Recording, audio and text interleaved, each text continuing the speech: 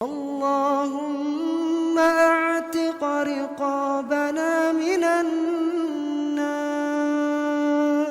ورقاب أزواجنا من النار ورقاب آبائنا وأزواجنا وذرياتنا من النار يا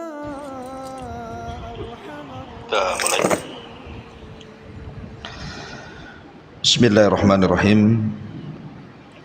Assalamualaikum warahmatullahi wabarakatuh. Bihamdillahi wassalatu wassalamu ala rasulillah wa ala alihi wa sahbihi wa mawalah wa la hawla wa la quwata illa billahi wa ba'du.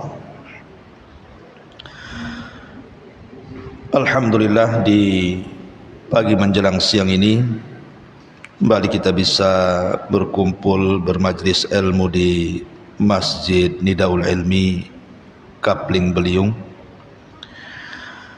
Salawat dan juga salam kita hadiahkan kepada Rasul kita Nabi besar Muhammad sallallahu alaihi wa ala alihi wasallam. Ma'asyiral muslimat yang dimuliakan Allah Subhanahu wa taala, pembahasan di pagi menjelang siang ini kita akan membahas tentang wanita-wanita yang dilaknat Allah Subhanahu wa taala dan terancam tidak mendapatkan rahmat Allah, bahkan terancam tidak akan masuk ke dalam surga. Siapa wanita-wanita yang terancam dengan ancaman Allah dan Rasulnya ini? Tentu ini penting untuk disimak, Bu, karena dikhawatirkan di antara sifat-sifat yang akan saya sebutkan di sini ada pula pada ibu-ibu yang ada di sini atau yang ada di luar sana. Siapakah mereka? Ma'asyiral muslimat yang dimuliakan Allah Subhanahu wa taala. Kita tahu bahwa kedudukan seorang wanita dalam Islam itu sangat agung sekali. Ketika wanita itu masih kecil, kemudian dirawat oleh orang tuanya dengan cara yang baik, maka yang merawatnya akan mendapatkan pahala besar. Sebagaimana sabda Nabi sallallahu alaihi wasallam, kalau seandainya kemudian wanita ini sudah besar dan sudah menikah, kemudian dia menjadi istri, maka Islam memberikan pahala yang banyak bagi seorang wanita yang taat kepada Allah kemudian taat kepada suaminya. Dan apabila dia sudah memiliki anak, posisinya sudah menjadi seorang ibu. Dan seorang ibu dalam Islam sangat diagungkan dan dihormati. Bahkan syarat seseorang masuk surga juga adalah setelah ketaatan kepada Allah Subhanahu wa taala, kemudian bersyukur tentang adanya orang tua. Dan begitu seterusnya. Wanita ini betul-betul mulai dari lahir sampai dia wafat sangat dimuliakan dalam Islam. Tapi masalahnya ada sebuah hadis yang sangat mengkhawatirkan, di mana Nabi sallallahu alaihi wasallam pernah diperlihatkan api neraka. Ternyata penduduk neraka itu kebanyakan kaum wanita. Bertolak dari hadis inilah kita akan mencoba menggali tentang sifat-sifat wanita yang kalau ada sifat-sifat ini pada seorang wanita, maka bisa saja wanita itu dilaknat oleh Allah, terusir dari rahmat Allah, bahkan terancam tidak akan masuk ke dalam. Dan hari ini kita lihat banyak wanita-wanita yang mereka jauh daripada hidayah, seolah-olah mereka memasang tato di badan mereka itu seolah-olah biasa. Bahkan sebagian mereka beralasan untuk kecantikan. Cantik dari mana? Wanita ini dilaknat Allah. Bahkan sebagian para ulama memasangkan tai lalat saja, hukumnya itu haram, tidak boleh. Ibu tidak punya tai lalat nih, tengok ada artis punya tai lalat pula di pipinya, kemudian akhirnya ibu memasangkan tai lalat biar mukanya sama dengan artis. Tidak boleh, Bu. Jadilah diri sendiri, ngapain pula jadi artis? Artis itu tidak ada kemuliaan sama sekali, kecuali mereka betul-betul beriman dan bertakwa kepada Allah Azza wa Jalla. Tapi dunia mereka itu lebih cenderung kepada maksiat dibandingkan ketaatan. Jadi kalau mau meniru, jangan tiru mereka. Tiru wanita-wanita salihah, wanita-wanita yang taat kepada Allah Subhanahu wa ta'ala.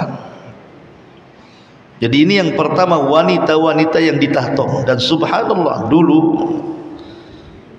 saya lihat itu wanita-wanita yang ditato itu biasanya wanita-wanita non muslim, terutama orang-orang Cina, biasanya turunan Cina itu suka atau ditato. Mungkin dalam agama mereka nggak ada masalah, tapi ke belakang ini banyak pula orang-orang kita, wanita-wanita yang muslimah malah meniru mereka.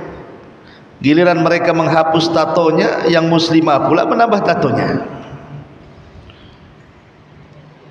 Terutama setelah munculnya anak-anak pang ini kan, banyak kemudian wanita-wanita itu yang kemudian masuk dalam pergaulan bebas, akhirnya kemudian badannya ditato dengan berbagai macam tato. Kadang-kadang aneh-aneh pula bentuk tato itu.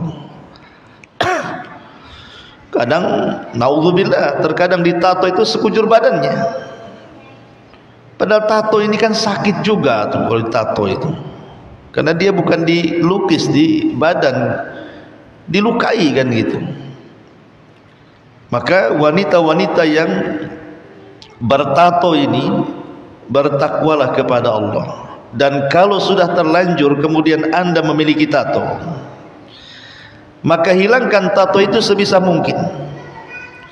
Kecuali kalau memang tato itu permanen dan tidak bisa dihilangkan kecuali dengan cara yang menyakitkan dan membahayakan, sebaiknya tidak perlu dihilangkan, tapi tutuplah tato itu dengan pakaian, supaya orang tidak tahu bahwa di badan dia itu ada tatonya. Cukuplah dia dan sejarah dia saja yang tahu, orang lain jangan ada tahu bahwa dia ada tatonya. Karena ini wanita-wanita yang bertato dan yang mentato, dua-duanya dilaknat. Ini yang pertama. Kemudian yang kedua, an-namisah. Yang kedua adalah an-namisah. Apa itu an-namisat itu? An-namisat adalah orang yang mengerok bulu halis. Kan ada tubuh wanita-wanita yang halisnya sudah bagus-bagus, Allah taruh di situ. Dikerok pula, Bu, diganti spidol sama dia. Iya, kalau spidolnya permanen, Bu, tak permanen pula kena hujan. Kan masalah itu, Bu. Maka Nabi SAW mengatakan, la'anallahul mutanammisah. Allah Subhanahu wa ta'ala melaknat orang-orang yang mengerok bulu halisnya. Masyarul muslimat yang dimuliakan Allah Subhanahu wa taala. Memang terjadi silang pendapat tentang bolehkah seorang wanita mengorok bulu halisnya kemudian menggantinya dengan tinta dan yang semacamnya kalau untuk urusan kecantikan di depan suaminya. Ada sebagian ulama membolehkan, tapi dengan catatan izin dari suaminya dan hanya untuk suaminya. Tapi sebagian para ulama seperti Imam Nawawi rahimahullahu taala sangat keras tidak boleh, walaupun untuk suaminya tidak boleh, karena zahir hadisnya seperti itu. Tidak boleh mengorok bulu halis. Tapi kalau seandainya mungkin merapihkannya saja, kan ada bulu halis itu kadang-kadang ada 1-2 bulu itu panjang sehingga kena matanya. Ya tidak apa-apa dirapihkan karena kan memadaratkan. Tapi sekarang bulu halis itu tidak ada madarat bagi dia. Karena ingat bahwa Allah Subhanahu wa taala sudah menciptakan masing-masing kita itu sesuai dengan kadar kita. Laqad khalaqnal insana fi ahsani taqwim. Sungguh kami telah ciptakan manusia itu sebaik-baik bentuk. Maka ketika Allah Subhanahu wa taala meletakkan halis di mata-mata ibu itu sudah sebaik-baik bentuk, itu Allah yang kehendaki. Begitulah bentuknya, jangan dirubah lagi.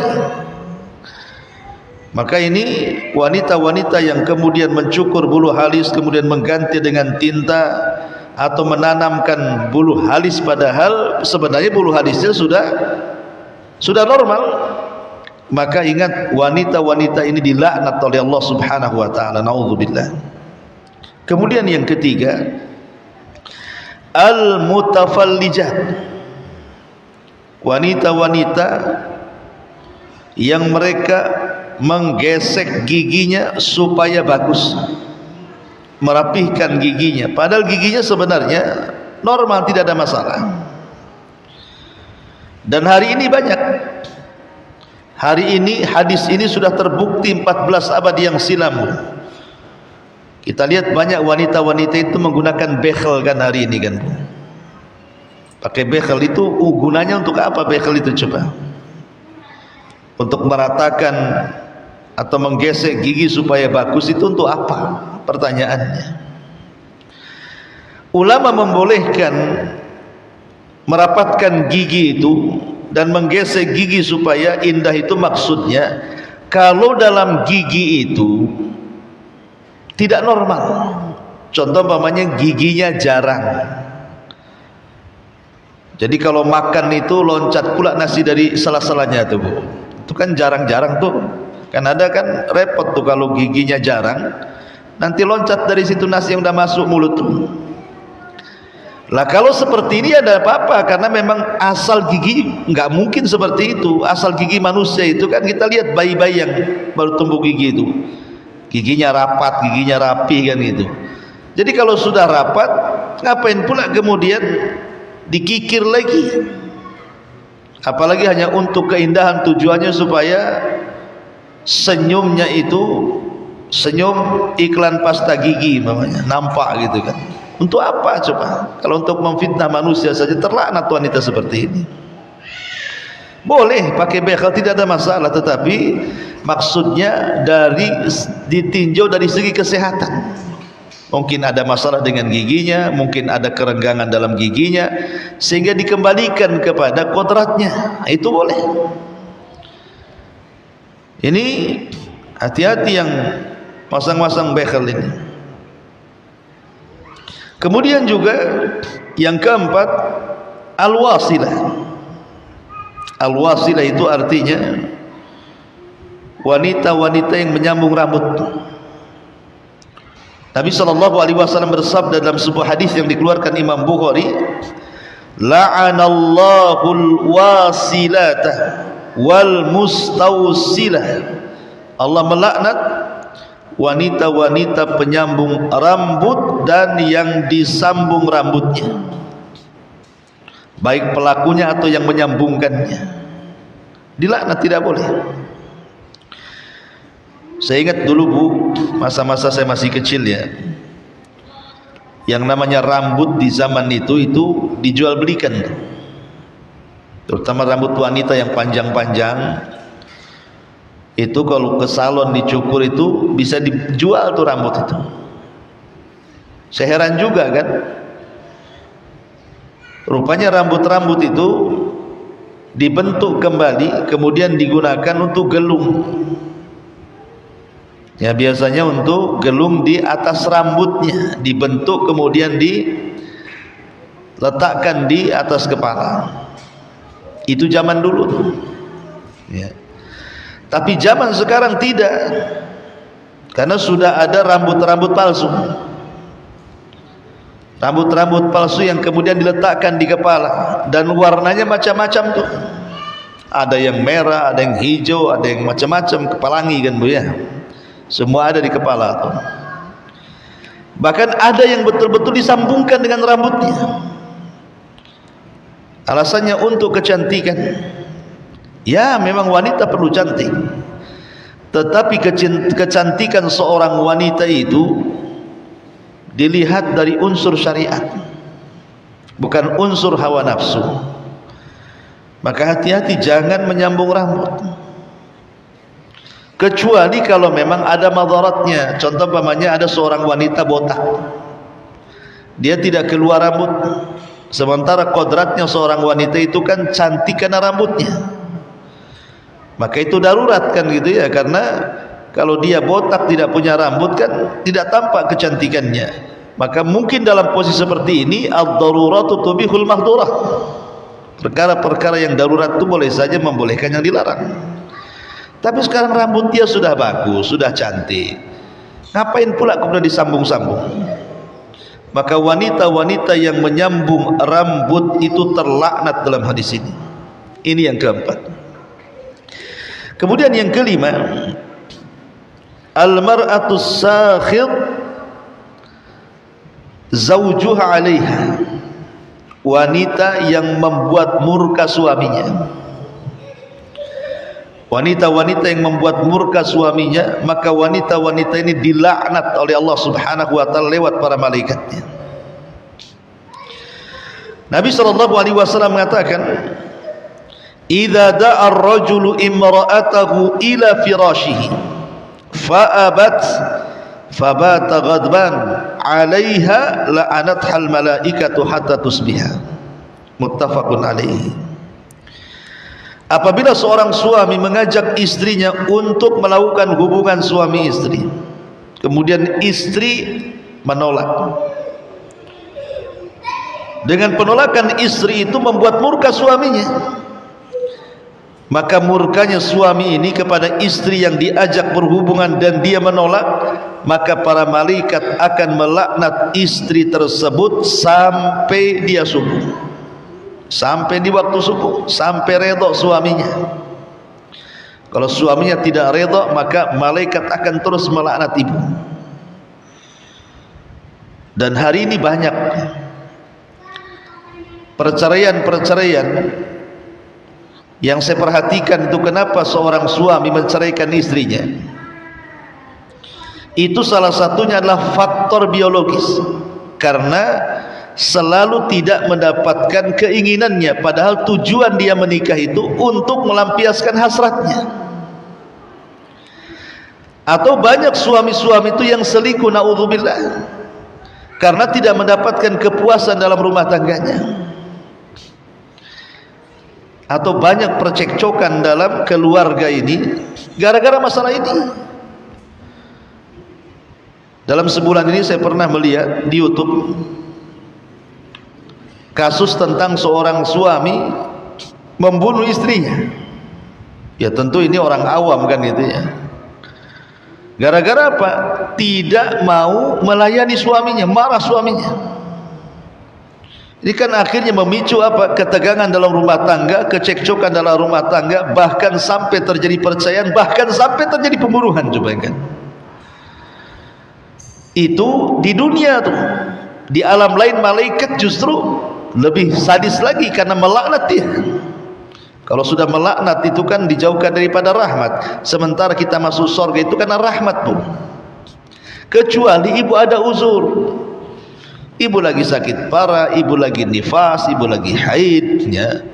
Atau uzur-uzur syar'i yang lainnya yang ibu tidak bisa melayani suaminya. Itu pun harus minta uzur suaminya. Nah, ini juga diantara yang harus dipahami. Kemudian yang ke-6, al-mutasyabbihat birrijal. Wanita-wanita yang menyerupai laki-laki. Kan banyak, Bu. Ataupun sebaliknya, laki-laki yang menyerupai perempuan, yang disebut dengan bencong kaleng itu, Bu. Nah, itu wanita-wanita jangan seperti laki-laki. Karena saya lihat di Batam saja laki-laki banci itu banyak sekali. Lah wanita-wanita juga saya lihat sudah mulai itu. Wanita-wanita itu luar biasa, coba. Pakaiannya persis seperti laki-laki. Pakai jeans, pakai levi's, ya kan. Baju ketat-ketat. Ya alhamdulillah lah, kadang-kadang ada juga yang atasnya dijilbabi, bawahnya pula diketati, ada juga yang kayak gitu tuh. Ya masih mending lah pakai jilbab kan gitu. Tapi ada yang parah, dari atas sampai bawah itu kadang-kadang kalau tidak melihat rambut itu disangka laki-laki tuh. Oh, dari belakang itu. Karena masih melihat rambut saja panjang, oh dia perempuan. Tapi kalau seandainya rambutnya dicepak kayak laki-laki, mungkin itu laki-laki orang nyangka. Karena pakaiannya sudah persis gitu ya. Padahal sebenarnya kaum wanita itu harus menggunakan pakaian itu yang lebar-lebar, supaya bentuk tubuhnya juga tidak tampak, tidak transparan gitu ya. Ini tidak persis ini. Wanita itu lebih banyak ikut perasaan dibandingkan ikut akal, Bu. Kalau laki-laki kan ikut akal dulu baru perasaan. Kalau wanita terbalik, lebih banyak ikut perasaannya dibandingkan akalnya. Bahkan terkadang akal dikalahkan dengan perasaannya, sehingga memicu melakukan hal-hal yang dilarang dalam kuburan. Sedih, akhirnya sedihnya sampai kemudian menangis, menangisnya sampai kepada niyaha, menolak takdir, meraung-raung dan begitu seterusnya. Karena saya beberapa kali menguburkan jenazah itu, banyak kemudian keluarganya dari kalangan wanita itu berteriak-teriak di kuburan. Ada yang sampai guling-guling di kuburan. Nah, itulah kenapa Rasul melarang. Karena dikhawatirkan nantinya mengarah ke situ. Ini namanya syaddud dari'ah, sedia payung sebelum hujan. Jangan sampai kejadian duluan. Makanya Rasul melarang, lebih baik wanita itu doakan saja keluarganya di rumahnya saja. Tapi boleh juga sekali-kali untuk melembutkan hati, ya. Ya mungkin kalau sudah mulai ibu-ibu ini sudah asik COD, asik nge-mall, asik shopping, sekali-kali sama suaminya dibelokkan ke kuburan. Nah, itu bolehlah supaya lembut hatinya, ya. Taib. Kemudian yang nomor 8, dan ini an-naihah. Naihah ini ya tadi hasil daripada banyaknya ziarah kubur wanita ini, akhirnya jadi naihah. Atau ketika salah seorang yang dicintainya kemudian meninggal dunia, entah suaminya meninggal, entah orang tuanya meninggal, entah anaknya meninggal. Ada sebagian wanita-wanita itu yang mereka kurang iman, atau mungkin tidak tahu hukumnya, atau terkalahkan perasaan akalnya. Akhirnya kemudian menjerit-jerit, memukul-mukul pipi, merobek-robek pakaian, berguling-guling sana, dicukurnya rambutnya, dan begitu seterusnya, menolak takdir Allah Subhanahu wa ta'ala. Menangis itu boleh ketika ada kematian, karena siapa yang tidak sedih orang yang dicintai meninggal. Tapi kalau sampai meraung-raung, memukul-mukul badan, memukul-mukul paha dan pipi, berguling-guling, memotong-motong rambut, ini sudah melampau. Makanya Nabi SAW sampai mengatakan bahwa an-naihatu idza matat wa lam tatub qata Allahu laha thiyaban min qitarani wa dhir'an min lahabin nari. Kata Nabi SAW, seorang wanita yang meratap lalu dia mati dan belum bertobat, maka Allah akan memakaikan baginya baju-baju dari timah panas pada hari kiamat dan baju besi dari jilatan-jilatan api neraka. Naudzubillah. Ya makanya Bu, ibu ini kalau sudah ngaji gini, qadarullah ada keluarganya yang kemalangan, mulai ada orang yang nangis-nangis gak jelas, cepat Bu tenangkan orang kayak gitu. Karena saya pernah pengalaman. Jadi saya diundang untuk mentalkin ceritanya. Jadi ada satu keluarga, qadarullah ayahnya itu sedang sakit parah. Jadi dia nelpon saya, Ustaz bisa nggak ke rumah? Bisa, kata. Ada apa? Ini kayaknya ayah saya udah nggak lama-lama, katanya. Datanglah, katanya. Jadi datanglah saya ke situ. Jadi saya coba mentalkin. Ini saya baru duduk nih di samping ayahnya, baru mau mentalkin, wah di luar kamar itu dong menjerit-jerit. Bahkan ada satu anaknya itu yang perempuan itu sudah nggak punya malu, beguling sana beguling sini sampai pakainya terbuka, auratnya nampak. Akhirnya ditenangkan, dimasukkan ke dalam kamar, dikunci dari luar. Tetap dia menjerit-jerit. Ini bapaknya belum mati, masih koma gitu ya.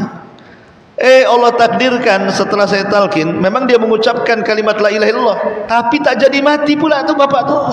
Ini udah jerit-jerit anaknya, udah guling-guling, rupanya Allah takdirkan dia sembuh, tak jadi mati.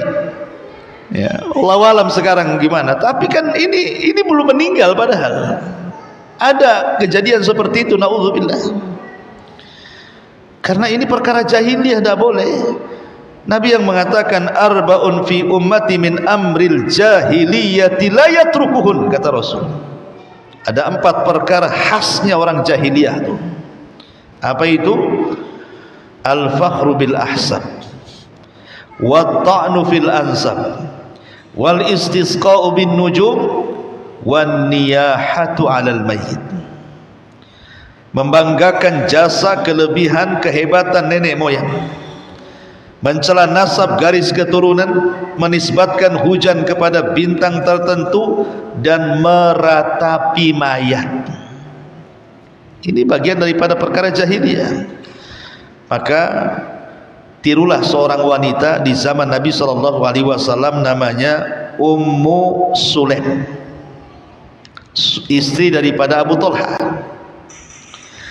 Jadi ketika Abu Talha ini pergi, Bu, Allah takdirkan Abu Umair, putranya yang masih kecil belum balik, itu meninggal.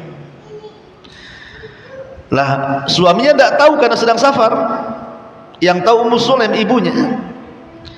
Akhirnya keluarga Abu Talha menangis di rumah itu. Apa kata Ummu Sulaim? Keluar kalian. Siapa yang menangisi kepergian putraku, keluar dari rumah ini. Jangan satu atap denganku. Bayangkan bagaimana tegarnya Ummu Sulaim menghadapi kematian putranya Abu Umair. Jadilah wanita-wanita seperti Ummu Sulaim. Kemudian yang selanjutnya adalah yang 9, al-muhallalalahu atau al-muhallalalahu, orang yang minta dihalalkan padahal tidak halal. Maksudnya apa? Maksudnya begini, ini diambil dari hadis Nabi SAW.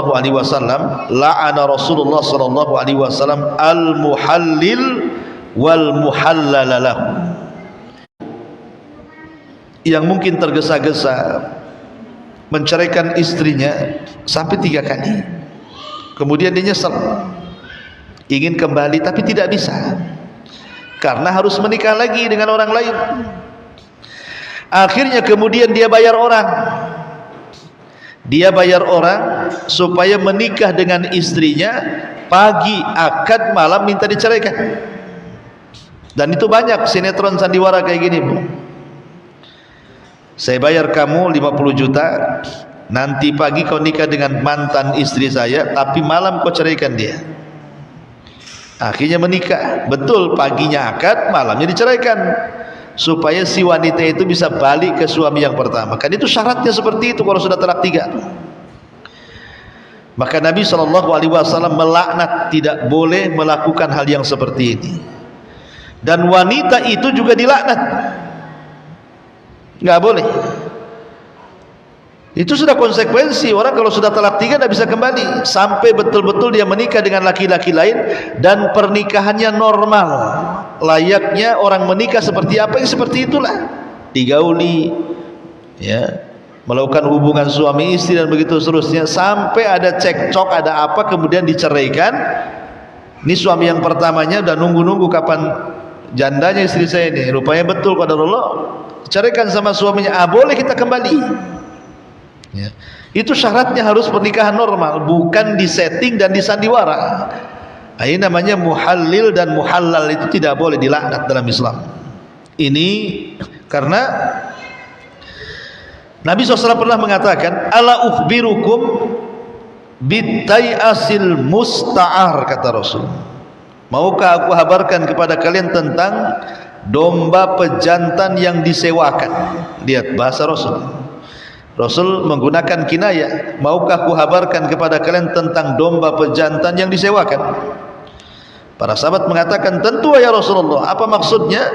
Maka Rasul mengatakan, huwal muhallil la'anallahul muhallil wal muhallalalahu. Kata Rasul, itulah muhallil,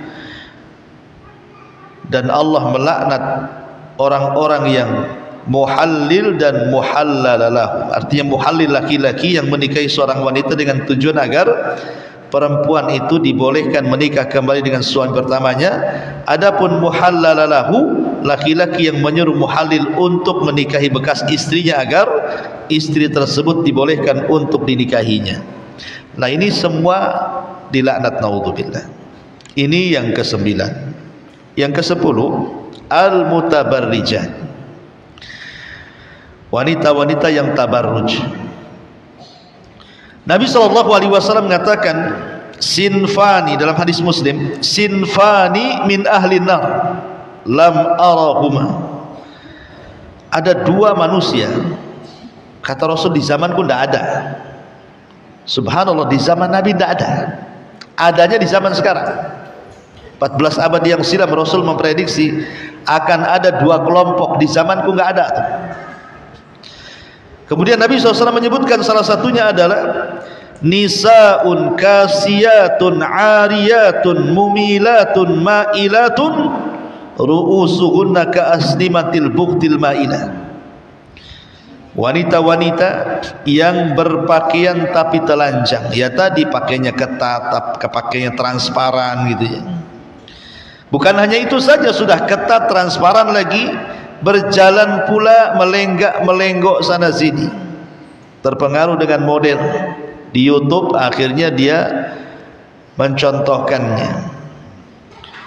Tidak cukup sampai di situ, bukan hanya sekedar berlenggak-lenggok menggoyangkan bahu punggungnya, rambutnya pula disasak seperti punuk unta. Bambu yang disasak itu maksudnya digelung, kemudian pakai jilbab nampak muncul ke atas gitu kan.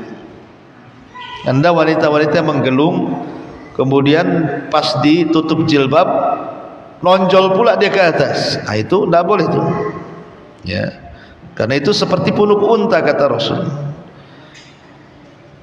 Maka mereka, kata Nabi SAW, la yadkhulnal jannah, tidak akan masuk surga. Wala yajidna rihaha, tidak akan mencium bau surga. Masuk surga, bau surganya tidak kecium sama dia. Gimana masuknya tuh? Padahal kata Rasul, wa inna rihaha la yujadu min masirati kadza wa kadza. Padahal bau surga itu bisa tercium sejarak ini dan itu.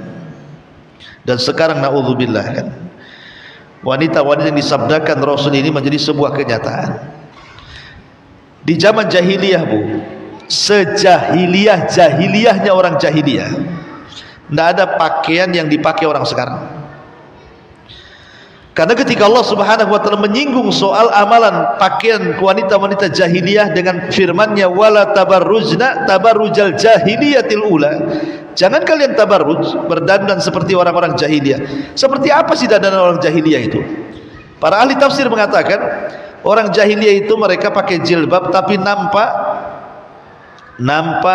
depannya, rambut depannya nampak, kemudian lehernya nampak, kemudian kakinya nampak dengan gemerincing gelang kakinya. Itu gaya model jahiliyah. Ya, artinya kan badannya masih tertutup, cuman muka leher nampak, kemudian rambut sedikit di depan sama gelang kaki. Kayak pakaian orang India itu. Ya. Nah sekarang kita lihat wanita-wanita muslimah hari ini, itu bukan kayak gitu lagi di telanjang bulat, Bu.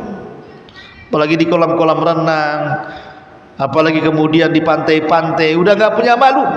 Bahkan ada yang ngonten di YouTube itu, Bu, supaya dapat monet, dapat uang, bisa dia telanjang. Nauzubillah, kan begitu, cari uang dengan cara mengumbar aurat. Kata Nabi SAW, wanita ini tidak akan masuk surga, mencium bau surga pun tidak. Kalau mereka wanita kafir, terserah, urusan mereka, lakum dinukum waliyadin. Tapi masalahnya ini wanita-wanita muslimah. Bahkan sudah bukan hanya itu saja, bahkan ada seorang wanita muslimah itu sudah nggak milih-milih makan, babi aja dimakan, pakai basmalah lagi dia makannya. Nauzubillah, ya kan. Nah ini yang ke-10. Karena ini tanda-tanda kiamat masalahnya. Rasul mengatakan, inna min asratis sa'ah an tadhhara thiyabun talbasuha nisaun kasiyatun 'ariyat. Sungguh di antara tanda-tanda kiamat, kata Rasul, maraknya pakaian-pakaian yang dipakai oleh kaum wanita. Mereka berpakaian tapi telanjang. Ini yang nomor 10. Yang nomor 11, Bu, wanita-wanita yang meminta cerai tanpa sebab. Nabi SAW mengatakan, ayyuma imra'atin sa'alat zawjaha at-talaq min ghairi bu'sin faharamun 'alaiha raihatul jannah. Siapapun perempuannya yang meminta cerai kepada suaminya tanpa alasan, Bu, maka kata Nabi SAW, haram baginya bau surga. Haram baginya bau surga. Makanya Rasulullah mengatakan, la yahillu limra'atin tas'alu talaq ukhtiha litastafrid sahfataha fa innama laha ma qaddara laha. Tidak halal bagi seorang wanita menuntut talak saudaranya agar dia dapat menggantikan tempatnya. Sesungguhnya baginya adalah apa yang ditakdirkan untuknya. Seperti mamanya Affan, ada seorang suami, istrinya dua, kemudian dipengaruhi itu rumah tangganya biar cekcok, diadu domba supaya si istri pertama atau kedua itu meminta cerai kepada suaminya supaya dia menduduki kedudukannya. Tidak boleh, itu sudah takdirnya seperti itu, ya. Maka ini, kalaupun terjadi seperti itu, apalagi tidak berpoligami, ibu satu-satunya istri suami, hanya gara-gara masalah sepele tiba-tiba minta cerai. Boleh minta cerai, tidak dilarang. Tetapi kalau ada udzur syar'i, seperti suaminya zalim, suka mukul, suaminya tidak sholat gitu ya, suaminya fajir, jahat dan begitu seterusnya, ya mungkin. Tapi kalau sudah tidak taraf seperti itu, maka seorang istri tidak boleh meminta cerai tanpa ada alasan yang jelas, ya, alasannya, ya. Ini yang ke-11. Yang ke-12, wanita yang berlebihan dalam berkabung.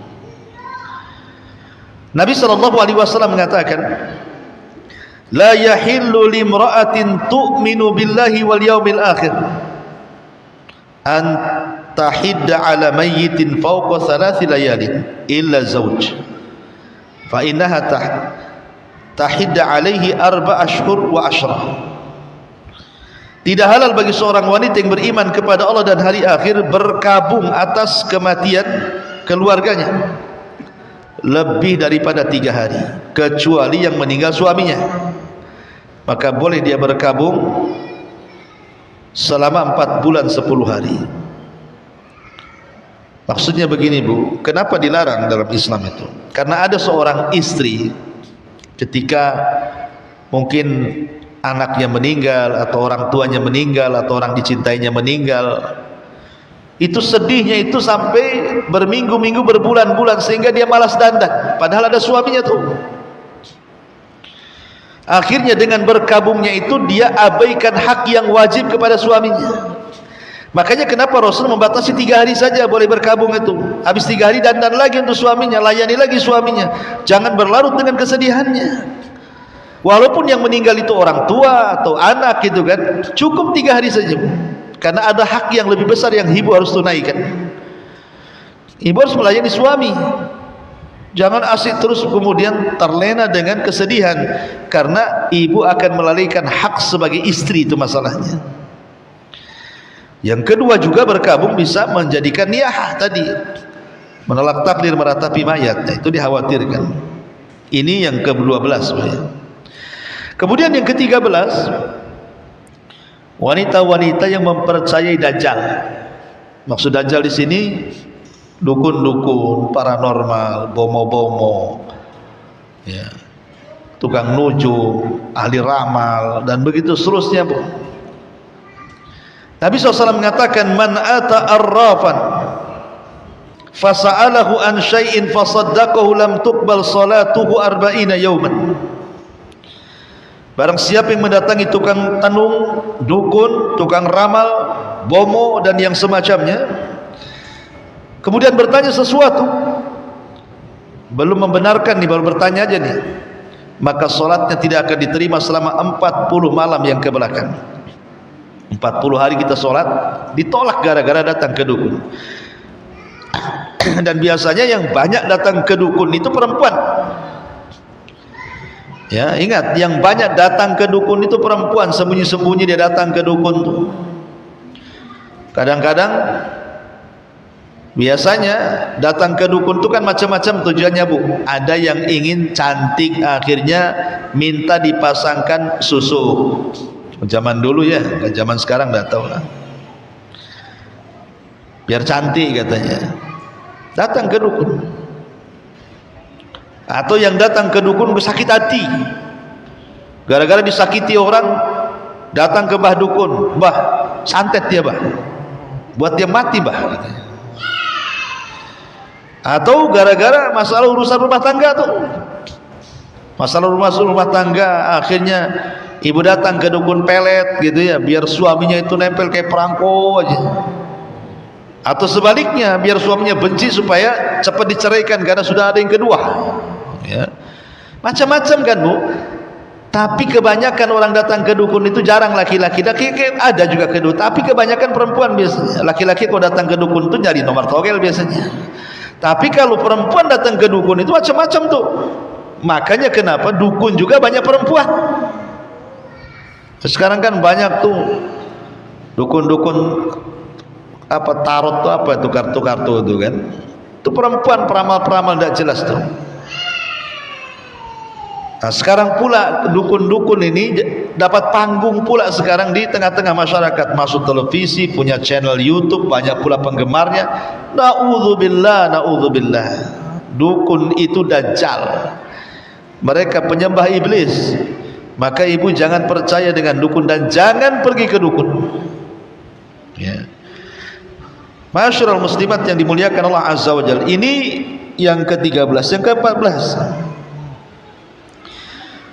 Wanita-wanita yang mereka keluar rumah memakai harum-haruman atau parfum kelewat batas, sehingga parfumnya ini tercium jarak sekian-sekian oleh laki-laki, akhirnya terfitnah. Dan ini berdasarkan hadis Nabi sallallahu alaihi wasallam, ayyuma imra'atin ista'tarat thumma kharajat famarrat ala qaumin liyajidu rihaha fahiya zaniyatun kullu ainin zaniyah. Wanita mana saja yang memakai wewangian lalu ia keluar dan melewati para laki-laki sehingga tercium sebagian dari wanginya, maka wanita itu dikategorikan wanita pezina, dan setiap mata yang melihatnya juga mata-mata pezina. Naudzubillah. Dan ada tuh wanita-wanita memang keluar tujuannya untuk itu, ya, berdandan ala jahiliyah, kemudian disemprotkan minyaknya hampir 1 tabung habis gitu ya. Kemudian keluar rumah terfitnah, ini bawa apa ini kan? Maka ingat, wanita ini dikategorikan wanita pezina, dan yang melihatnya juga dikatakan laki-laki pezina. Naudzubillah. Ini yang ke-14. Yang ke-15, wanita yang safar tanpa mahram. Wanita yang safar tanpa mahram. Nabi SAW mengatakan, la yahillu limra'atin tu'minu billahi wal yawmil akhir an tusafira yawman wa laylatan laysa ma'aha dhu mahram.